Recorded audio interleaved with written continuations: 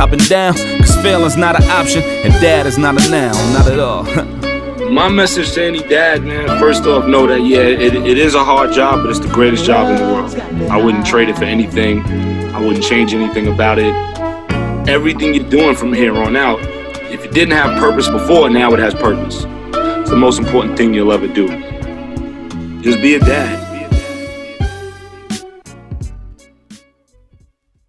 Welcome to another episode of That Is Not a Noun. My name is Ishmael, changing the narrative for men of color fatherhood, as well as changing the narrative on the things I care about. And today, on this special day, every day is a special day to me. I have a great brother with me. I've known him for a couple of years now, out of Nigeria. He is the man behind BMAN, Boys Mentoring Advocacy Network, and he's with me today. Ola, thank you for showing up, brother. My question I ask all my guests, because every guest that comes on the show is very important to me. I'm an advocate for mental health. Okay. How's your heart at this moment? Oh, I'm good when it comes to my mental health. The best I would say is that I'm taking one day at a time, because that's the secret to my mental health. And I also live every day as my last day. So I want to give my best for the day to ensure that I live the day. So with those as my guide, I'm very more aware and sensitive to the data that are coming from my emotions.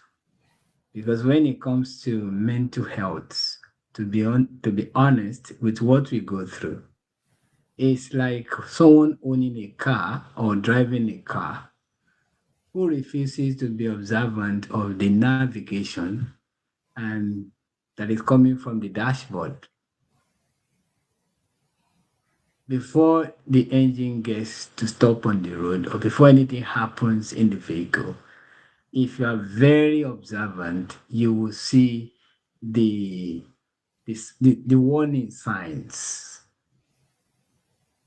The data will come to you and you're going to see the warning sign. Ignoring those warning signs could result into a series of mental health challenges.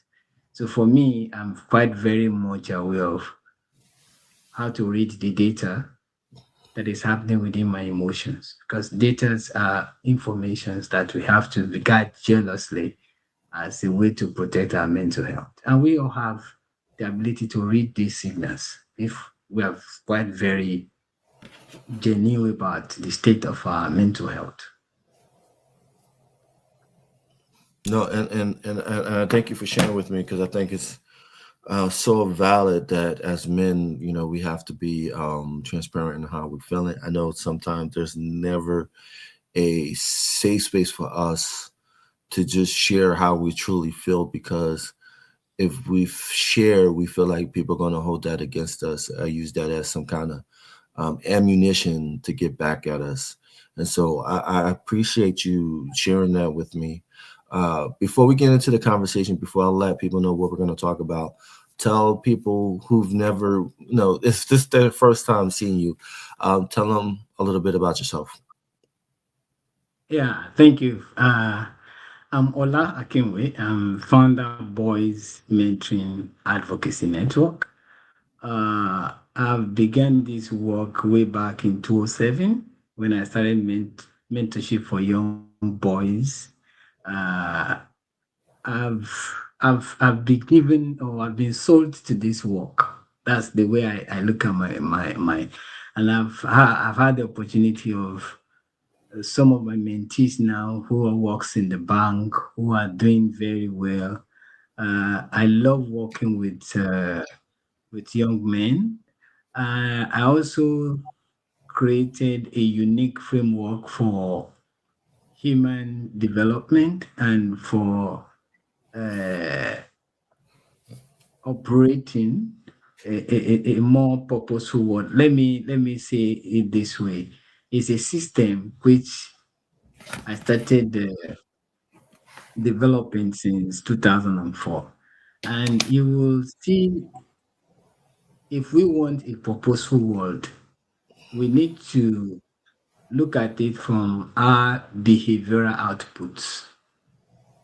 That's what really the goal of every, uh, whether it's religion, culture, or a system, any human system. The end goal is, how do you measure the behavioral output? To what standard does it help to advance the collectives? So I created the LIVE operating system, which also have like a diagnostic tool. You use the opposite side to diagnose every every human system. And for me, I started using this with the boys when I realized that this is even beyond my work with the boys. Let me give you an example. For instance, if a boy comes to my organization or our organization, or you kind of call me that you're having an issue with your son, I begin to look at it to diagnose this boy from these four perspectives. Does he really felt love in that home? If love is absent, this guy might be looking at himself that I don't belong here. So, that means the boy cannot live to thrive in that environment. The second thing, which is the I in the LIVE, is the inspire section. Does he feel like he has a shared vision that his family are really willing to support him? Some of these boys we look at and felt that, oh, they are. I don't want to say any boy is bad. I don't subscribe to that. It is just the environment where he is placed. You understand? So if a Yes. boy is not really having this shared vision, people can share his vision. He can share his vision with and work with and help him to expand and see the proper picture of what he wants to become. That child probably going to have issues with whatever is going on in his life. Then the next letter I use as my diagnosis is the V, which is the value. Does he feel that my worth in this family, my worth is appreciated? You know, so if you have a boy who felt that I'm of less of value, I'm not an asset to this immediate family or community.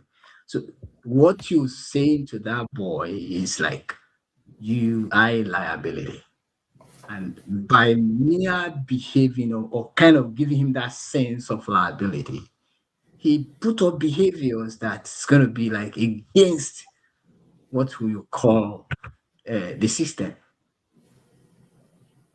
Then finally is the E, which is, does he feel like he's been educated? Does he feel like he's properly shared with knowledge that will help him grow? So this is what is at the base of what we cultivate the young man with. And this is applicable to every life. It doesn't matter whether you're in the boys' organization, it works in marriages, it works in every human system. But this is what we build our boys on. So the goal is to help them to live. I mean, to become a man who loves, who is inspiring, who value the dignity of every life, and who also is able to share his knowledge and experiences to advance the next man or the next boy within his sphere of influence. Yes, definitely, definitely, definitely. And what I want to do is I want to go into the conversation. The main conversation we're going to talk about is digital father, because what's alarming to me, alarming, like a red flag to me, especially in the United States, is that between the suicide in the U.S. when it comes to youth, the ages between 10 and 14 is the second leading cause of death is suicide. When you get into 15 to 24, it is the third leading cause of suicide in that age group. And so I want to bring up the thing we talked about behind the scenes, which I'm going to bring up right now, is the digital father. We lived in this age where our data creates this algorithm. And so we Yeah. have young girls and boys that's putting this data into the algorithm. And so what Yeah. they put in is what they see. And so Yeah. they're trying to find their community, and they're finding their community in that algorithm. So let's get into that, the digital father. And where did you come up with the concept of the digital father? Oh, thank you. When we started the Boys Future Boys Challenge conversation, I hope you will remember we started in 2021, thereabout, and you were part of the guest, the host, and all of that. There was this particular episode we had then, which was raising boys in the digital age, if you do remember. And in that conversation, I noticed a trend with young men thereafter that instead of them to go to a human mentor, a father figure, what I observe is that they would rather go to the internet, search engines, and AI to ask just question that is basic about their lives. So there was a day I was having a mentoring section with about 18 boys thereabout. And we sat together and I asked each one of them that, look, when was the last time you actually go to your dad when you have issues that relates to you becoming a man, being a man? Brother, I was shocked by the responses I got from those boys. A whole lot of them complained their father was unavailable. They can't even approach him. It's not something that he even, their presence is like something that is sacred. They don't have access to such. So, and I asked them, where do you now go to when you are concerned with these issues? And a whole lot of them said, oh, we go to AI, we go to search engines, and this is where we get responses. Then something just like a spark in me that look, it appears that the algorithm now is replacing the human presence. And this is at a critical stage where we need to get this into a global conversation. And that's what led to the, the definition and idea of the digital father. Because after that day, I began to research into what are the questions that young men that they go online or onto search engines, AI, to ask about their lives. I find a whole lot of pool of questions. And when I saw all of these questions, there is no way the algorithm will give them a sincere answer because what will be missing is that human presence. So the term digital father was coined out of my experience with those boys who are now going on search engines, going on AI to replace their father, the answers they ought to get from a human father, a human mentor, with answers they get from algorithms.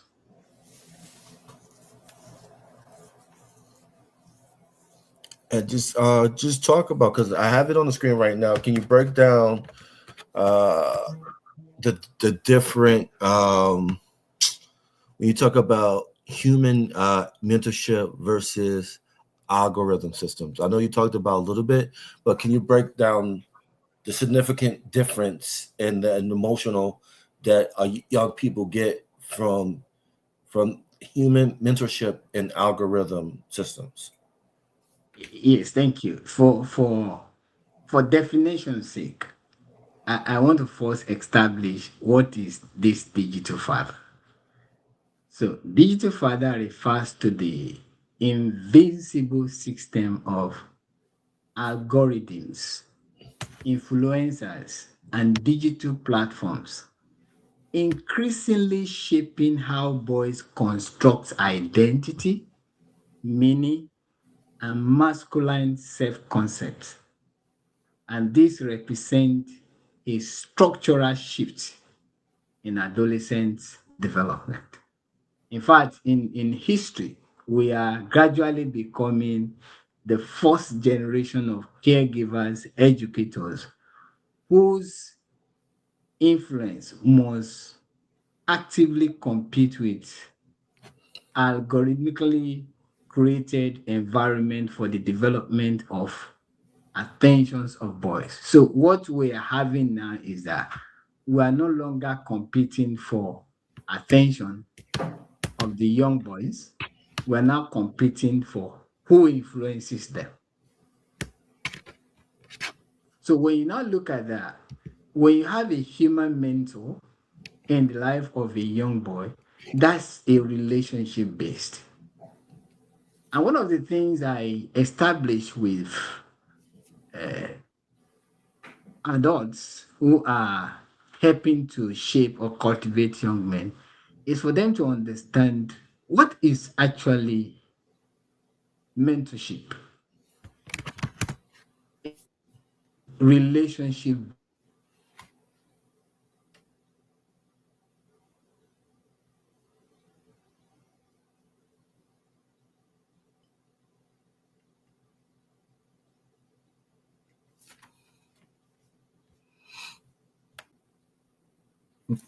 Go. Okay. So what I'm trying to establish here is having understand the definition of this digital father in terms of a system of algorithms, influencers, digital platforms that is increasingly shaping how boys construct identity, meaning, and masculine concepts. We are now forced with challenging who is influencing our young men. And that is a concern for us as an organization, because when you talk about human mentorship, let's look at the word mentorship first. It begins with a root word, men, which is men. Now, if you look at the TOR in between, if you add a U in between that TOR, you got to go to Tor, mentorship. So men are taking the young boy on a tour of a relationship that will get them to become the man they ought to be. So it's human. And who is a man? A man is someone that has the maturity, you understand, emotionally, physically, socially, and also spiritually, mentally, to guide the next boy with such level of his maturity and take that boy to that level of maturity. Now, these guys are going to a system that do not even know they exist. They don't know their names. They don't have a history of who they are. And they begin to form these young men based on what he's telling them or what he's showing them or what they could see from these influencers or these systems. So it's a concern for us. And the issue here is that when you look at the algorithm system, is engagement based. People put this information there because of the views, the likes. That is what is driving this algorithm system, popularity, fame.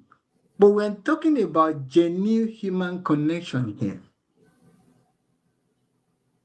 And the boys are losing touch with the presence of their fathers, of the adults that ought to be in their lives. So what BMAN is saying, look, we need to restore this presence, not just the pixel. So it's from pixel to presence. Bring this relationship back. Men ought to come back and embrace this human connection. And what does that cause is when they don't have that relationship growing up, it's like a child who is born into financial poverty growing up. So when they become adult, they suffer from relational poverty. It wasn't there from the beginning. And that's what the fear for me from this algorithm raising our sons is going to cost us. And I think with this, Second, okay, go ahead. Sorry about that. Go ahead, Ola. secondly, you look at the context and where you in terms of behavioral tracking, you see that in the algorithm. But when it comes to the context and awareness, you can see that when you relate with the boy, they have this awareness within them, deep down, that someone cares about them. But the algorithm just track the behavior of these boys, and they will go around to the internet or whatever and begin to bombard them with series of other things that's related to that particular forms of behavior. So they can, the danger is that they can even kind of indoctrinate them into what form of whether violence or whatever. Then when it comes to accountability with care, you see that from the presence of a human mentor. What do you see from algorithm? Reinforcement without responsibility. So in a human mentor, what the boy gets is an identity guidance. In the algorithm, what they get is identity distortion, which is at risk. So the question now is that who is raising our boys? So that's why we have to be much more worried about the digital father. And what is the implication of this? You talked initially about mental health, the educational system, the violence prevention, and gender outcomes. If you look at it all, you find out that when a boy built his system around this algorithm, getting majority of relationship he ought to get from human mentor from, then there's going to be a huge problem. And that's why we are calling for this global conversation. And the way to go is very simple to address this. Like I say,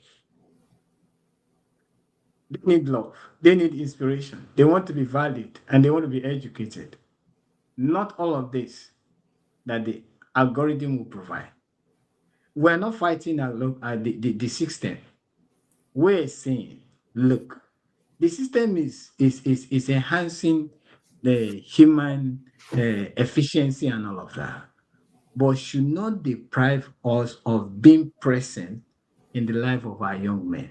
So that's why the weight of the digital father right now is quite very important to bring this into a needed conversation. Why are And men? Why okay. are men?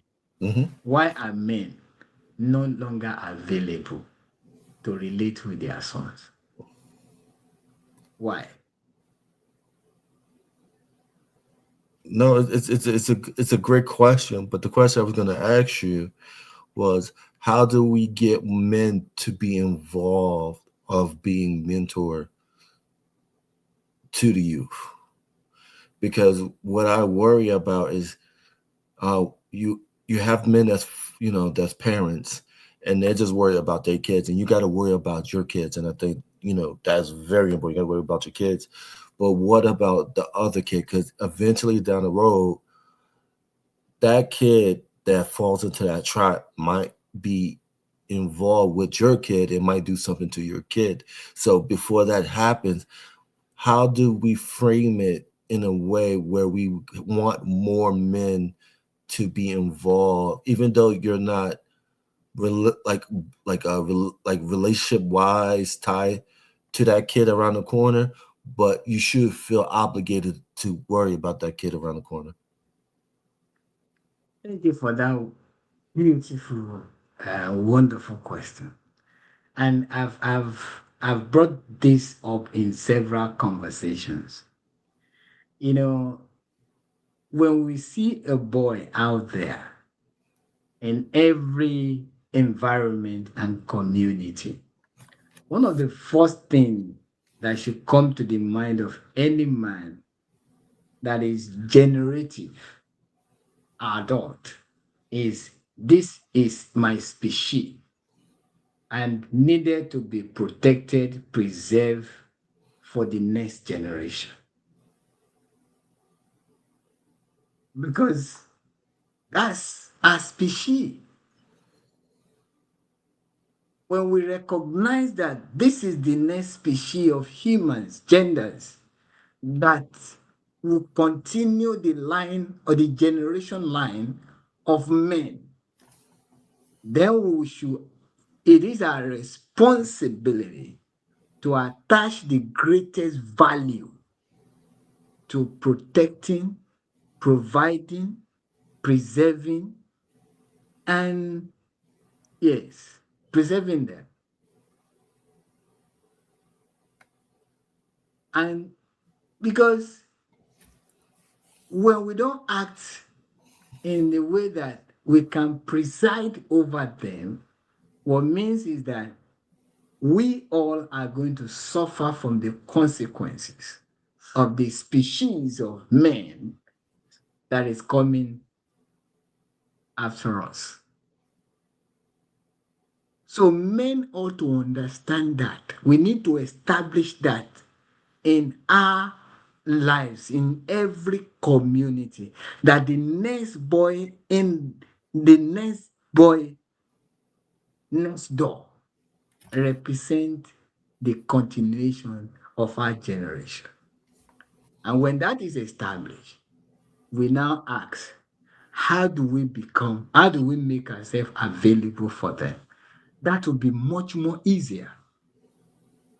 Because if you have an asset, what we want to do is to protect, to guide that asset so that it doesn't get destroyed.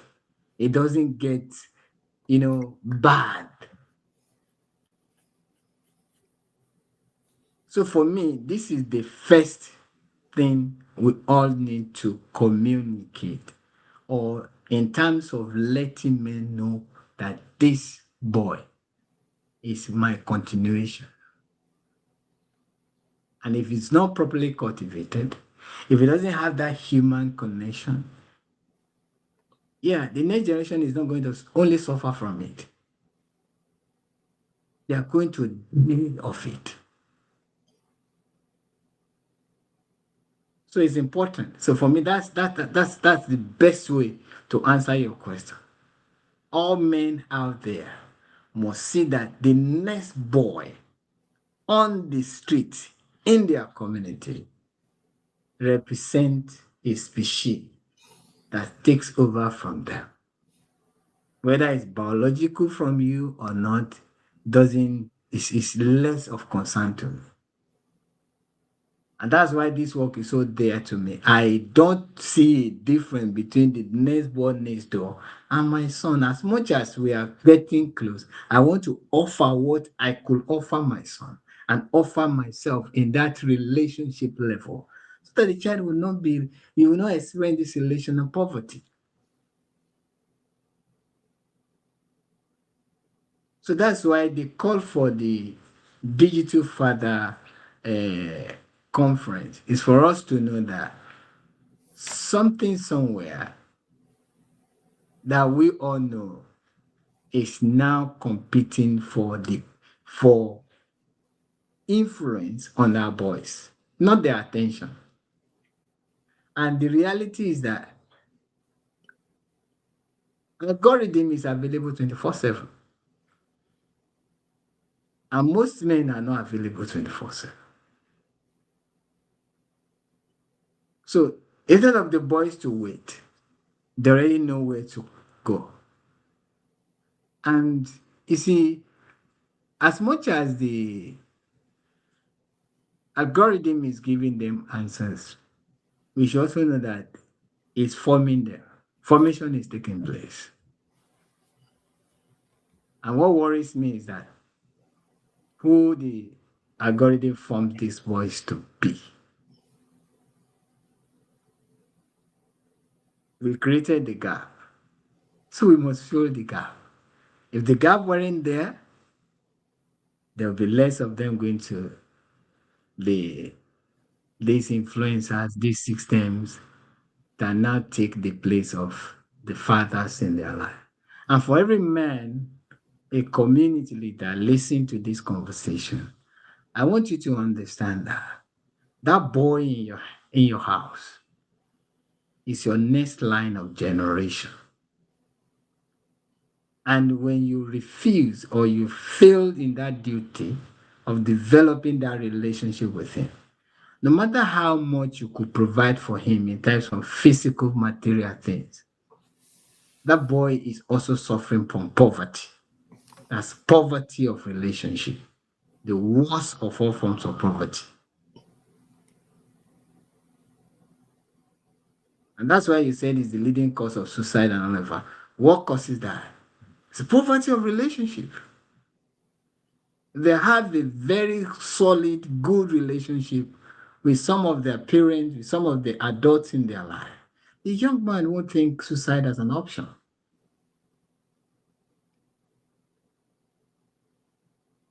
So it's a call for all of us to ensure, to make it a duty that every day, every moment, a boy is craving for that genuine affection. We want to build that trust. Are we available? Are we also trusted? So that's why they go to the AI, they go to the digital platform. But there's a huge danger there. My brother, imagine right now we talk about the radar network. For instance, brothers comes there, they open up their minds to each other men, and they could find out that in this space, I could find the comfort that I need. It's a support that gives me that comfort. That they build relationship with one another. And when one is going through one issue or the other, we all reach out. Do we have such a system for our young men? It's a good question. And that goes Do they back need to to become do they need to that goes, become an adult before they yeah. realize they need this? Yes, brother.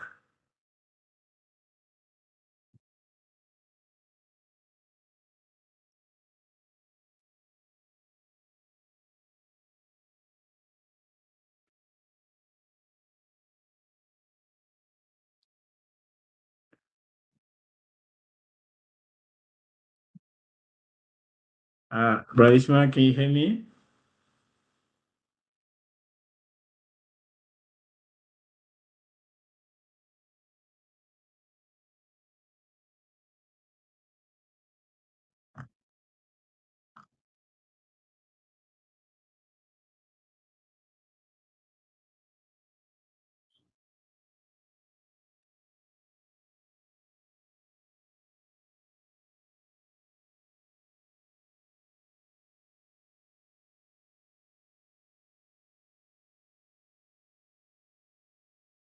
I think we're frozen there. Oh,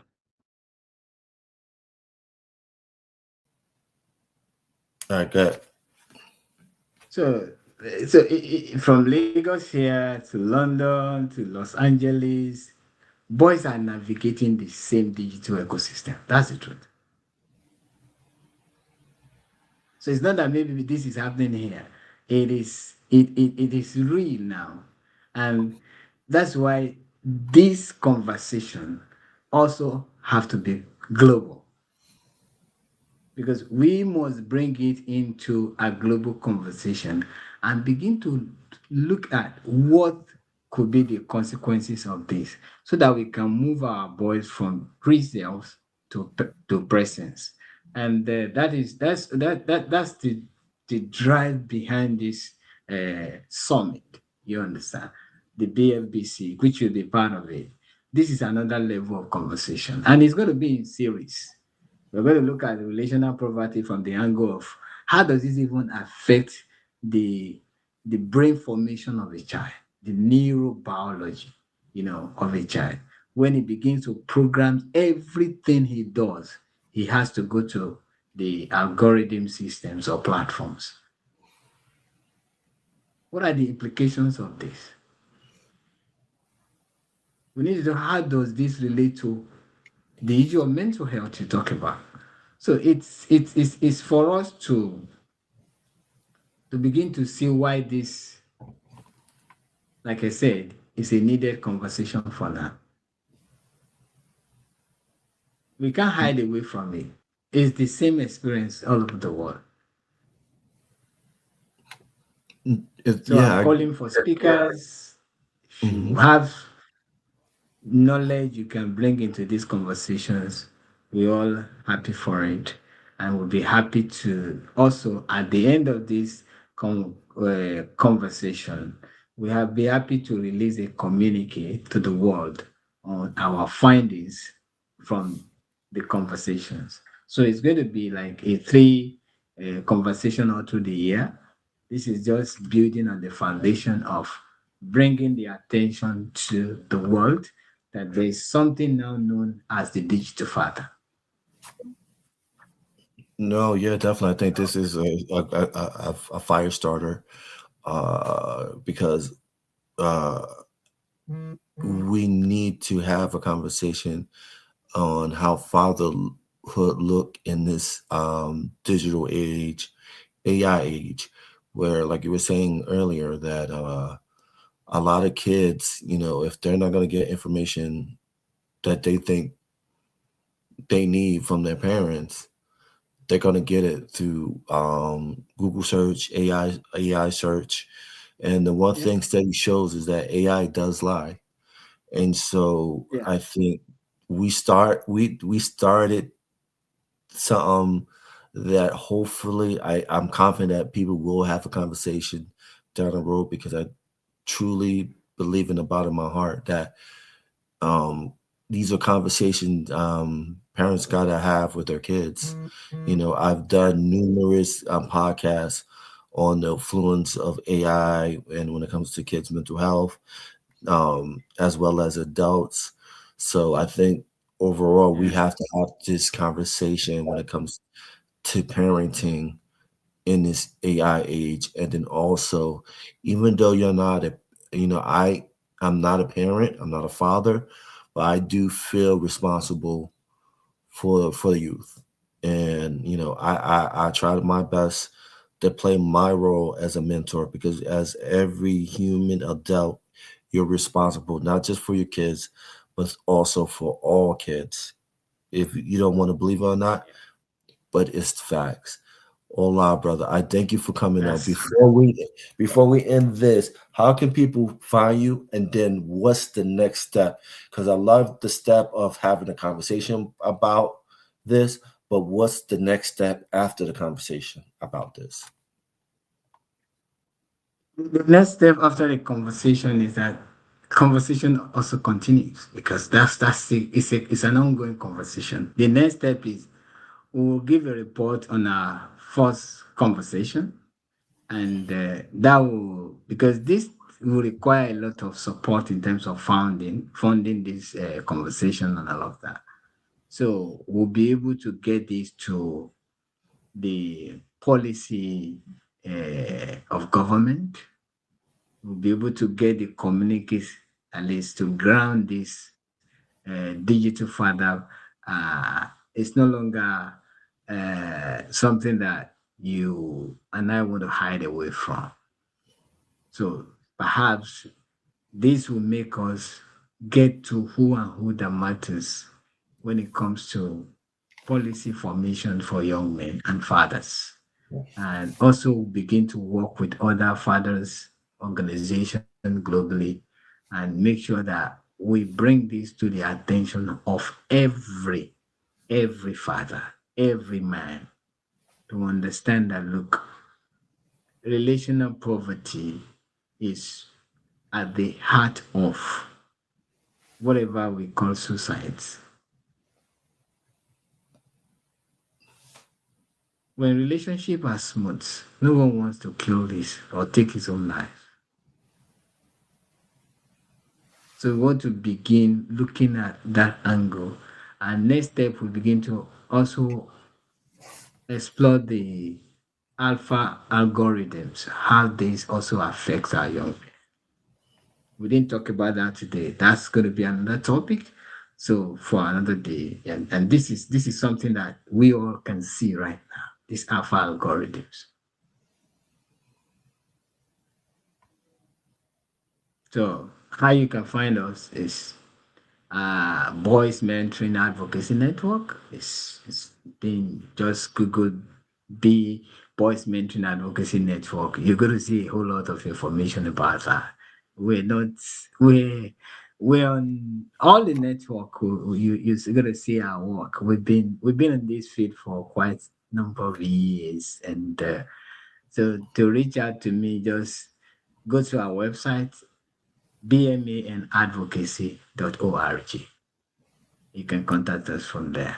And like I said, this 15th of May, Friday, we'll be happy to receive your voices or bring your voice to join us in helping our boys to move from pieces to presence. And this will entail us to really be able to go to local communities. Some of our resources have been designed in such a way that young men on their own, they can have a peer lead on how to implement, how they build relationship. Brotherly, I'll be very honest with you. One of the things I take for the work I do is to install brotherhood, direction, strategy, and execution in the voice. What is going to make anyone kind of not living to his fullest potential as a young man comes from number one, what sort of brotherhood or squad does this individual has? And that's the relationship we're talking about. What kind of direction in terms of purpose? Because the idea of letting our young men understand the difference between ambition, aspiration, and anticipation comes from a brotherhood. It is also needed for us to establish that, look, when you have a purpose, it also requires a strategy. I think this is going to be for another day, because there's so much for us to talk about as men about understanding why this is a needed conversation right now. The truth is that the digital father is real. It's very, very real. Boys wake up at 2 a.m. They are on their phones and they are asking those questions. They should be asking their fathers or the mentors in their life. Are we ready for this conversation? That's the question. I know I'm ready for this conversation. I know you're ready for a conversation. And if you're interested in being a part of this conversation, please go on to the website. It will be in the link description below. He's on IG, he's on Facebook, you can DM. But yeah, I think from this conversation that we need to dissect different areas when you talk about parenting and AI. So we just started it. It's just begun. We're going to have more conversation down the road. Again, thank you, brother Ola from Nigeria, for having this conversation with me. Thank you for bringing this conversation to my attention. I appreciate you for doing that. I love you guys. Again, this has been a great episode of the podcast. Like, subscribe, all that good stuff. And we're out of here. Peace.